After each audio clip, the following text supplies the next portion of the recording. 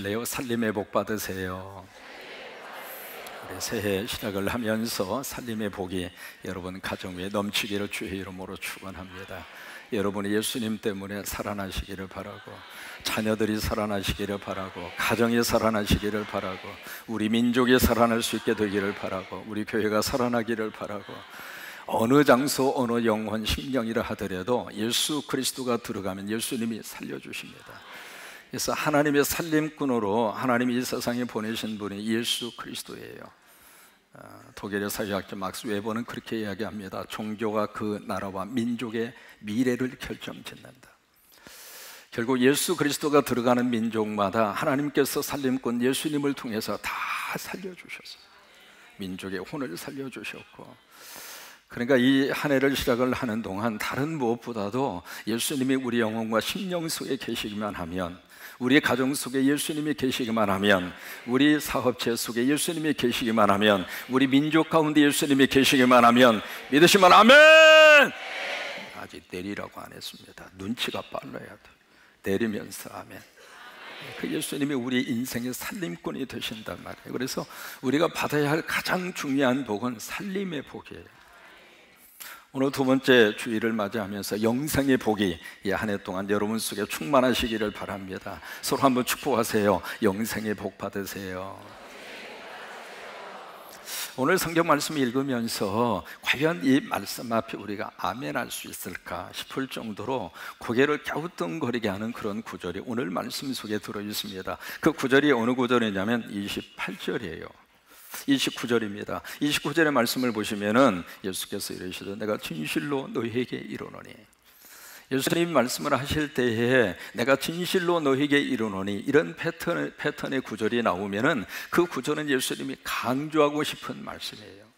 원문을 보시면 그 부분이 아멘 레고 그렇게 되어 있습니다. 아멘이라고 하는 말이 진실로라고 하는 그런 뜻으로 해석을 하고 있는 거예요. 그러니까 예수님 말씀을 쭉 하시다가 이 말씀 부분에 있어서만은 내가 분명히 강조하고 싶을 때, 뭔가 예수님의 어떤 엠퍼사이즈, 강조하고 싶은 그런 내용이 들어있을 때, 그때 예수님이 진실로 너희에게 이르노니, 그 말씀을 앞에 전제를 하고 그러면서 그 다음에 예수님 말씀을 주시는데, 어떤 말씀을 주시느냐면 나와 복음을 위하여 집이나 형제나 자매나 어머니나 아버지나 자신이나 전투를 벌인 자는, 여기 나와 복음을 위해서, 나가 예수님이잖아요. 예수님과 복음을 위해서, 다시 말해서 예수 잘 믿기 위해서는 여기 7가지의 것을 버리라고 하는 거예요. 여기 버린다고 하는 이 말씀을 영어로 기브업해라 그 말입니다. 포기하라 그 말입니다. 또 여기 버린다고 하는 것은 떠나보내라 그런 말입니다. 더 이상 그것을 붙들고 있지 말고 더 이상 이제는 그것을 붙들지 말고 보내라, 바로 그런 의미예요. 근데 여기에 정말로 예수를 잘 믿고 예수 그리스도와 복음을 위해서 이렇게 버린 사람이 영생의 복을 받으리라, 30절에 그렇게 말씀을 하시고 있는데, 그렇다면 영생의 복을 받기 위해서 여기 7가지 버려야 될 리스트. 근데 과연 이 말씀을 우리가 읽으면서 정말 마음의 깊은 곳에서 정직하게 아멘할 수 있는가? 여러분, 여기 보시면 첫 번째로 버려야 될 항목이 집이에요. 여러분, 집 예수님 위해서 버릴 수 있겠습니까? 물론 이제 믿음이 갑자기 쑥 하고 자라나서 아파트 팔고 집 팔아서 바칠 수 있는 사람이 있을지 모르겠죠. 근데 그 다음 항목으로 보시면 형제나 자매, 여러분 버릴 수 있겠습니까? 대답하기 싫으시잖아요. 예수는 믿고 싶지만은 형제 자매 버릴 수가 없잖아요. 또 하나, 그 다음 항목으로 가면은 어머니나 아버지, 여러분 버릴 수 있겠습니까? 표정들이 심각하잖아요. 그 다음 항목으로 가서 보시면 자식입니다. 여러분, 자식을 버리면서까지 믿음을 위해서, 그리고 교회와 복음을 위해서 다 송두리째 헌신할 수 있겠어요? 쉽지 않는 내용이에요. 그 다음에 마지막 항목에 보시면 전토라고 하는 것은 땅이거든요. 그러면 여기 7가지의 것을 버린 자가 영생의 복을 받으리라, 그 말씀이 그렇게 쓰여져 있는데, 과연 이 말씀을 우리가 읽으면서 이 말씀 앞에 과연 어떻게 우리가 반응을 하고 이 말씀을 우리가 어떻게 아멘할 수 있을까요? 우리가 성경 읽으면서 몇 가지 주의를 해야 할 내용이 있습니다. 그 중에 하나가 앞뒤의 문맥을 다 잘라버리고 그 구절만 통째로 갖다가 그 구절만 확대 해석했을 때, 그때 우리는 하나님이 주시고자 하는 그 말씀의 가장 중요한 본질을 상실할 때가 많습니다. 한 가지 예를 여러분에게 드려드릴게요. 한 젊은 청년이 있었습니다. 어느 날 회사에서 전화가 왔습니다. 전화가 와서 당신 오늘부로 해고요, 해고 통지를 받았어요. 그래서 상심한 마음으로 있는데 5분 후에 사랑하는 애인한테서 전화가 왔습니다. 오늘부로 끝내자는 거예요. 아니, 5분 상관에 직장을 잃었죠. 그리고 애인과의 관계도 끊어졌죠. 그래서 이 친구가 너무 낙심하고 상심한 그런 마음에서 인생 끝내자, 마지막 그러는 인생의 그런 절벽에 서 있다 생각을 하고 인생 끝내자 생각하고 약을 털어서 먹으려고 하는 순간에 마침 책상 위에 보니까 성경책이 있는 거예요. 그래서 성경책을 딱 보면서 죽기 전에 그냥 하나님 말씀 한 구절이라도 보자 하고 성경을 가지고 이렇게 딱 폈어요. 딱 폈는데 눈에 딱 들어오는 구절이 마태복음 27장 5절 말씀, 가룟 유다가 가서 스스로 목매달아 죽으니라.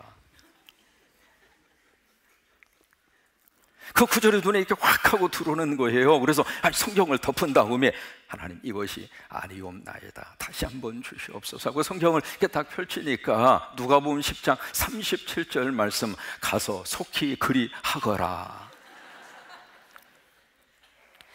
그래서 그 구절이 눈에 들어오니까 지금 갈등이 생겼어요. 그래서 하나님, 삼시세판입니다, 다시 한번 말씀을 주시옵소서. 딱 펴니까 열왕기상 18장 21절 말씀, 어찌하여 둘 사이에서 머뭇머뭇거리느냐. 아이고, 하나님 너무합니다. 그리고 마지막 다시 한번 믿습니다 하고 성경을 딱 펴니까 요한복음 13장 27절의 말씀, 가서 속히 그리하거라. 우리가 하나님의 말씀을 읽을 때에요, 이 말씀에 전후 문맥이 있습니다. 그 말씀 전체를 통해서 하나님이 주시려고 하는 서브젝트, 주제가 있어요. 그래서 성경을 읽으실 때 되게 동그라미로 시작해서 동그라미로 문단이 끝나거든요. 한 센텐스가 그때 끝나는데 그 문장 속에서 하나님이 말씀을 하시고 예수님이 주시려고 하는 말씀의 서브젝트, 주제가 있는 거예요. 그 주제를 놓치면 안 됩니다. 그 주제를 가지고 말씀의 깊이 속에 들어가야 돼요. 그렇지 않고 그 주제를 벗어나서 한 구절만 갖다가 확대 해석을 하면 엉뚱한 방향으로 가는 거예요. 지금 오늘 하나님이 우리에게 주신 말씀이 마가복음 10장이잖아요. 10장 17절에서 31절까지입니다. 이게 하나의 문단이에요. 이게 전체 하나의 서브젝트, 그 센텐스거든요. 이 문장을 통해서 지금 예수님이 다루고 있는 주제가 있어요. 어떤 주제를 지금 다루고 있는가? 영생이라고 하는 주제를 다루고 있는 거예요. 그래서 이 문단 속에서는 이 문제를 해결을 해야 돼요. 이 영생에 대한 문제를 예수님이 다루고 있는데 이 문제를 어떻게 지금 다루고 있는가? 세 개의 문단을 통해서 다루고 있습니다. 첫 번째 문단이 마가복음 10장 17절에서 22절까지예요. 거기 이제 한 사람이 등장하고 있잖아요. 한 젊은 청년이 등장을 하고 있잖아요. 와서 예수님에게 엎드려서 그렇게 물어요. 선생님은, 그 teacher, 내가 어떻게 하여야 영생을 얻을 수 있습니까? 주제가 지금 영생에 대한 주제로 시작하고 있는 거예요. 그때 이 젊은 청년이 영생의 주제를 가지고 왔는데 지금 어떤 태도를 가지고 있는가? 영생에 대해서 잘못된 이해와 태도를 가지고 있어요. 그러니까 지금 이 사람에게 영생에 대한 문제는 어떻게 하면 내가 영생을 얻을 수 있을까? 내가 열심히 노력을 하고 열심히 수고를 하고 나름대로 하나님을 위해서 뭔가 업적을 쌓아 놓으면 거기에 대한 공로로 하나님이 주시는 것이 영생이 보이다, 그 생각을 가지고 있는 거예요. 그래서 예수님이 그 젊은 청년에게 영생은 그런 것이 아니다, 영생은 세상적인 것을 통해서 얻을 수 있는 그런 결과물이 아니다. 마치 호박을 심고 고추를 심어서 열심으로 내가 가꾸어서 거기서 호박을 따고 고추를 내가 수확하는 것처럼 영생은 그런 문제가 아니다. 그 문제를 지금 예수님이 젊은 그 청년에게 깨우쳐 주시기 위해서 주시고 있는 말씀이 바로 이 첫 번째 문단이에요. 근데 그 문제 앞에 이 젊은 청년이 마지막 22절을 보시면은 재물이 많은 고로 슬픈 기색을 띠며 예수님에게 등을 보이고 떠나요. 지금 영생과 이 세상적인 물질 사이에서 이 젊은 청년은 어느 쪽을 선택했는가? 땅의 것을 선택한 거예요. 슬픈 기색을 띠면서 떠나간 거예요. 그 다음에 이제 두 번째 문단으로 지나갑니다. 두 번째 문단이 마가복음 10장 23절에서 25절까지입니다. 이 두 번째 부분도 마찬가지로 지금 무엇을 다루고 있느냐면 영생 문제를 다루고 있는 거예요. 이 두 번째 이 문단을 통해서 예수님이 주시는 말씀인 첫 번째 문단을 통해서 재물이 많은 고로 청년이 떠났잖아요. 그래서 그 모습을 보면서 예수님이 물질로 천국 가는 거 아니다, 부자라고 해서 다 영생의 복을 받는 것이 아니다, 이제 그 부분을 다루고 있는 것이 두 번째 문단이에요. 그러면서 이 부자가 천국 가는 것이 얼마나 어려운가, 그것을 패러블, 비유로 그들에게 말씀을 하시는데, 그 부분이 바로 그 25절이잖아요. 24절, 25절의 말씀이잖아요. 마치 부자가 천국 가는 것이 낙타가 바늘귀로 들어가는 것보다 쉬워요, 어려워요? 어렵다 이거예요. 거기 이제 낙타가 바늘귀, 여기 바늘귀라고 하는 영어로 eye of the needle이라고 하는 말을 쓰고 있습니다. 바늘의 눈이라고 하는 뜻이에요. 여러분, 바늘을 보시면 그 위에 이렇게 구멍이 뚫려져 있잖아요. 그것을 영어로 eye of needle 그래요. 바늘의 눈이라고 하는 뜻이에요. 그래서 그 비유가 가지고 있는 뜻이 어떤 뜻을 가지고 있는가, 일반적으로 세 가지로 해석을 해요. 첫째로 그 당시에 불가능한 거, impossible, 아무리 애를 쓰고 노력을 해도 불가능하다고 하는 것을 가르쳐주는 속담이다.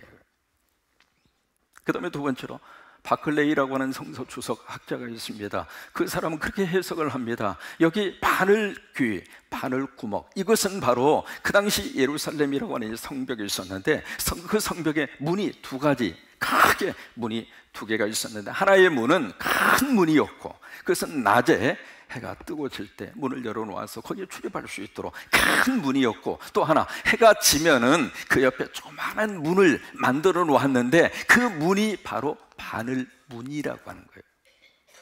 그래서 그 문은 해가 진 다음에 사람들이 출입을 하는 조그마한 문인데, 아무리 키가 작은 사람이라 하더라도 고개를 숙여야 출입할 수 있을 정도로 아주 작은 문. 그래서 만약에 낙타가 들어와서 그 물을 통과를 하려고 그러면은 낙타가 짊어지고 있는 짐을 다 내려놓아야 겨우 통과할 수 있어요. 그렇게 바클레이는 해석을 합니다. 세 번째로 칼빈은 그렇게 해석을 합니다. 여기 낙타라고 하는 것은 밧줄일 것이다. 왜냐하면 낙타라고 하는 말과 밧줄이라고 하는 그 단어가 비슷해요. 그래서 마치 밧줄을 그 바늘구멍 속에다가 집어넣는 것처럼 그렇게 지금 연상을 하고 이 말씀을 주셨다. 칼빈은 그렇게 해석을 합니다. 여러분, 어느 쪽으로 해석을 하든지 간에 이 비유를 통해서 주시는 말씀은 가능하다는 거예요, 불가능하다는 거예요? 불가능하다고 말해요.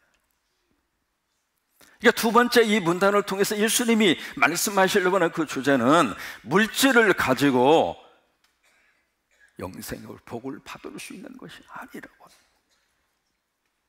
왜냐하면 우리 생각 속에 그런 생각이 참 많습니다. 자본주의 영향권 속에서 우리가 살다가 보니까 돈이면 다 할 수 있다는 거예요.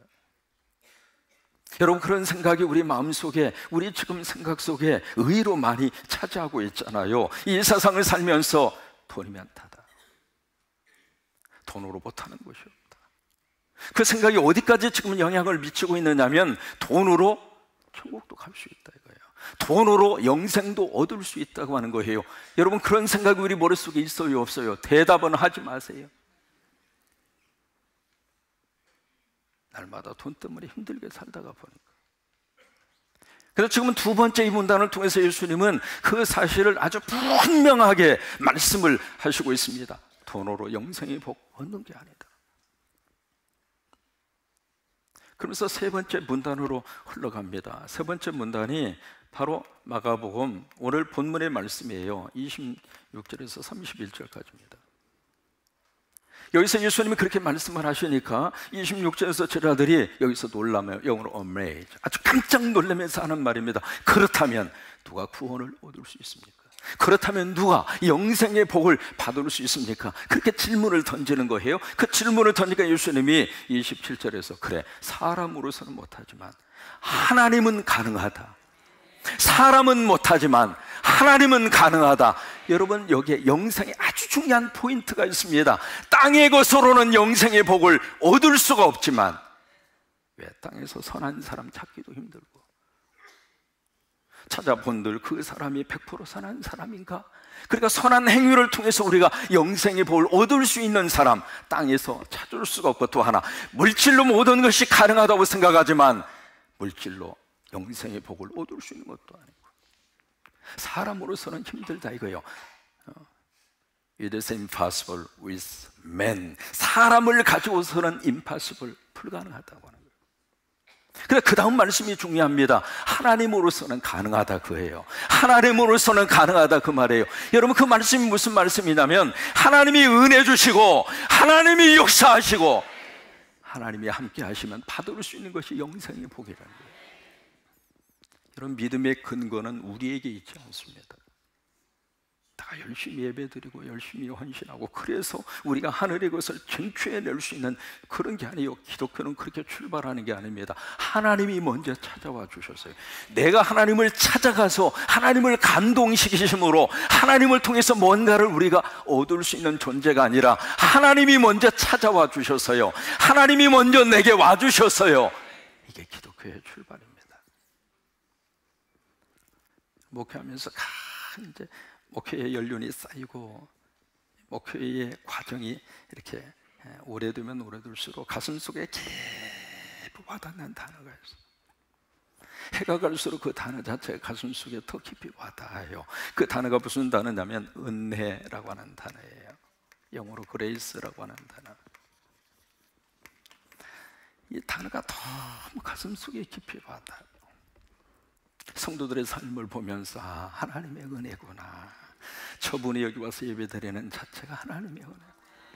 우리 성가대원들 보면서 이 가운데 여기 앉아있는 것 자체가 은혜인 사람. 왜 아멘을 안 하셔요? 이게 목회하면서 계속 가슴 속에 와닿는 단어가 은혜예요. 하루하루 살아가는 것도 하나님의 은혜이고, 이번에 감기 걸리면서 목소리 좀 이렇게 상실하다가 보니까 목소리 나오는 것 자체가 이렇게 은혜예요. 이제 좀 들어줄 만하죠? 그러니까 이게 살면서 계속 가슴속에 깊이 와닿는 단어가 그 은혜라고 하는 단어. 한 해를 살아온 것도 은혜이고, 또 한 해를 살게 된 것도 은혜이고, 우리가 하나님 앞에 나오게 된 것도 은혜이고, 이 순간에 성령님이 이끄시지 않으면 여기에 어떻게 올 수 있어요?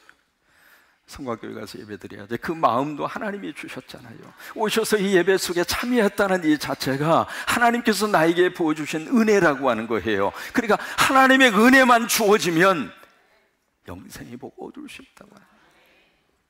2015년 6월, 4년 전입니다. 미국의 노스캐롤라이나라고 하는 주가 있습니다. 아틀란타에서 동부 쪽 올라가면 거기가 있죠. 거기에 찰스턴이라고 하는 그 마을에 흑인 교회가 있는데, 흑인 교회에서 수요 예배 시간에 예배를 드리고 있는 그 순간에 거기에 딜런 로프라고 하는 백인 청년이 자동기관 소총으로 무장을 해서 예배 드리고 있는 흑인 교회로 난입을 해옵니다. 이 청년이 어떤 생각을 가지고 있었느냐면 인종 혐의주의자예요. 이 백인들 속에 그런 생각이 딱 들어가면 무슨 생각을 하느냐면, 백인 외에 흑인과 유색인종은 이 땅에 존재해서는 안 된다. 무서운 생각을 해요. 그들은 사라져야 된다. 그런 생각 속에 사로잡혀 있으면은요, 죄의식도 없어요. 그래서 무장을 하고 수예배 시간에 예배 드리고 있는 그 교회당에 와서 그 총을 난사를 해요. 앞에서 예배를 인도하고 있는 피크니라고 하는 목사님을 먼저 정초준해서 그 자리에서 죽였고, 그래서 예배 드리던 교인 가운데 9명이 그 자리에서 즉사를 합니다. 그 일이 2015년 6월 달에 일어났어요. 그 사건 때문에 다른 장소도 아니고 교회에서, 그것도 예배 드리고 있는 그 순간에 어떻게 무슨 원한 관계가 있는 것도 아니고, 그렇게 해서 그게 전체 미국 사람들에게 큰 충격을 주었어요. 충격을 주었는데 갑자기 가족을 잃었잖아요. 갑자기 사랑하는 일을 앞서 보냈잖아요. 그 절망과 그 비통함 속에서 그 다음에 어떤 일이 일어났느냐면, 그 희생을 당하는 가족들이 딜런 로프라고 하는 그 범인을 용서하고 은혜를 주는 거예요. 한두 사람이 아니라 거기에 희생자 가족들이 공개적으로, 내가 더 이상 어머니를 만질 수 없지만 나는 당신을 용서하고 당신에게 은혜를 베풉니다. 그런 분위기가 이루어지게 된 거예요. 그러다가 2015년 6월 29일입니다. 그때 바로 그 찰스턴이라고 하는 흑인 교회에서, 그 교회가 흑인들에게 있어서는 잊을 수 없는 역사적인 그런 교회예요. 거기서 추도식이 있었어요. 그 추도식에 누가 참석을 했느냐면 그때 대통령이었던 오바마 대통령이 참석을 합니다. 그래서 추도사를 합니다. 추도사를 하는데 그 추도사 가운데 정말 가슴속에 진한 감동을 주는 추도사를 오바마 대통령이 합니다. 나는 여기 오는 동안 그레이스, 이 은혜라고 하는 단어를 계속 생각했습니다. 어떻게 희생자 가족이 자기들에게 비통의 아픔을 준 그 범위를, 은혜를 베풀어 줄 수 있으며, 바로 이 강대상에 서서 매 주일마다 피커니 목사님이 선포하셨던 그레이스, 은혜라고 하는 그 단어. 그리고 또 하나, 우리 모두가 잘 알고 있는 유명한 찬송가 Amazing Grace, 거기서 말씀하고 있는 그레이스, 은혜. 그래서 오바마 대통령이 그 찬송을 불러요. 나 같은 죄인 살리신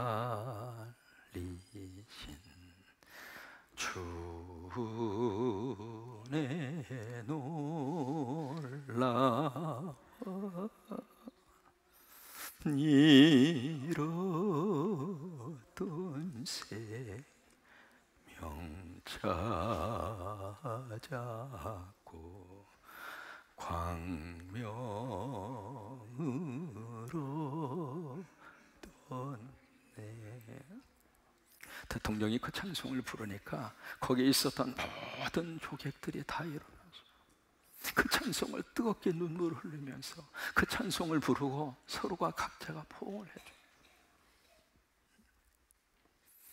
지금 이 부분에서 주님이 말씀하시는 내용이 바로 그겁니다. 사람으로서는 불가능하지만 하나님으로서는 가능하다. 그 하나님이 가능한 것이 무엇으로 이루어지는가?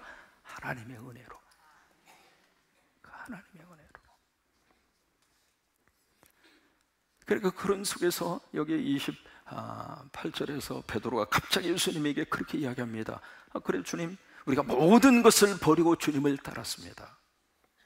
근데 그 베드로의 이야기 속에서는 뭔가 지금 뉘앙스가, 지금 핀트가 좀 안 맞아요. 뭐냐면 베드로가 모든 것을 버렸는가? 그렇진 않았어요. 무슨 집을 버렸다거나 형제를 버렸다거나 부모를 버렸다거나 자식을 버렸다거나 전투를 버렸다거나 그런 기록이 성경에 없어요. 그런 분위기 속에서 29절의 말씀을 예수님이 해주신 거예요. 바로 뭐냐면, 그래 버렸어? 그렇다면 나와 복음을 위해서 이 7가지 것을 버린 사람은 영생의 복이 그에게 있으리라. 여기서 우리가 꼭 기억을 하셔야 될 말씀이 있습니다. 뭐냐면 이 세 문단 속에서 공식적으로 나온 공통적인 단어가 버린다고 하는 거예요. 첫 번째 문단에서 여기서 21절에 그렇게 말씀하잖아요. 너희 가지고 있는 거 다 팔아라, 버려라, 그 말이에요. 그러고 나서 네가 나를 따르라. 그 다음에 두 번째 부분을 보시면은 부자들, 그 부자들 재물 버려라, 그 말이에요. 그 다음에 세 번째 부분에 있어서는 여기 29절에 있는 말씀대로 7가지 것을 제시하면서 버려라, 이 말. 여러분, 이 버린다고 하는 말씀 이해를 잘 하셔야 돼요. 이것이 필요 없다, 이것이 더 이상 무가치하다, 이런 것들은 더 이상 우리가 추구할 대상이 아니다, 그런 의미에서 버려라, 그 말이 아닙니다. 우리가 살면서 집도 필요하고 형제도 필요하고 부모도 필요하고 자식도, 전투도 다 필요하잖아요. 또 하늘을 살면서 하나님이 여러분들을 축복하셔서 물질적으로도 하나님이 부어주시기를 원합니다. 그래야 선교도 하고, 여러분들이 헌금해 주셨으니까 이번에 베트남 당낭 지역에 성광 살림교회 건축하고 헌당 예배 드리는 거잖아요. 이번에 이제 19번째, 20번째 교회당입니다. 여러분들이 헌금을 바치시고 여러분들이 헌신하시고 물질적으로도 하나님 앞에 드렸으니까 그런 것들이 가능한 거죠. 22번에 이번에 단교 선교팀 한 번씩 이동할 때 예산 거의 한 2천만 원 가까이 듭니다. 그거 다 어디서 나와요? 여러분들이 헌신해 주시고 헌금해 주셨으니까 그게 가능한 거지. 그러니까 이 한 해 동안 하나님이 여러분들에게 복을 내려 주셔서 이럴 때는 그냥 아멘 하고 보는 거예요. 생각하지 말고. 하나님이 여러분들에게 복을 내려 주셔서 생각하는 것들이 잘 되시기를 바라고, 사업이 일어나시기를 바라고, 직장이 튼튼해지시기를 바라고, 또 하나 11조가 늘어났으면 좋겠어요. 왜요? 하나님이 주셔야 할 수 있는 게 그거니까. 땅의 것이 필요 없다, 그 말씀이 아닙니다. 이 말씀의 의미는 바로 뭐냐면, 땅의 것을 통해서는 영생의 것을 받을 수가 없다, 그 말이에요. 왜요? 땅에 선한 것도 없고, 땅에서 완벽하게 하나님이 원하실 만한 그런 행동을 하고 그런 업적을 쌓아서 영생의 복을 얻을 수 있는 것이 아니라고 하는 거예요. 그러니까 벌이라고 하는 거예요. 우리가 은혜 받아야. 참 묘한 것은 우리가 은혜를 받으면 받을수록 하나님 앞에서 내가 죄인이라고 하는 것을 뼈저리게 느낍니다. 그게 영생의 복을 받는 길이에요. 여러분, 이 은혜가 한 해 동안 하나님께서 여러분 속에 부어주시게 되기를 주의 이름으로 축원합니다. 부어주시기를 주의 이름으로 축원합니다. 결국 보세요, 이 문단 속에서 지금 다루고 있는 주제는 Eternal Life, 영생의 문제예요. 이 영생의 문제인데, 처음에 등장을 했던 그 젊은 청년은 결국 영생의 복을 거부하고 세상으로 갔어요. 우리에게 똑같이 주님이 말씀을 하십니다. 오케이, how about you? 너희는 어떻게 할 것이냐? 하나님의 은혜를 기대하고 하나님의 은혜를 붙잡고 살면 영생의 복이 너희에게 있으리라. 그러나 하나님의 은혜를 거부하고 세상에 보이는 것들, 세상적인 가치관으로 흘러가면 영생의 복이 없다. 너희는 어떻게 하겠느냐? 그래요. 이 한 해를 사는 동안 하나님의 은혜를 쏟아부어 주셔서 우리가 바라볼 수 있는 분은 오직 예수 그리스도입니다. 주만 바라보면 그 주님에게 은혜를 주십니다. 그 은혜 때문에 이 한 해를 영생의 복을 많이 받으시고 그 영생의 복을 누리시고, 왜요? 영생의 복을 가지고 사는 사람은 이 세상에서 이기고 삽니다. 그 은혜가 넘치기를 주의 이름으로 축원합니다.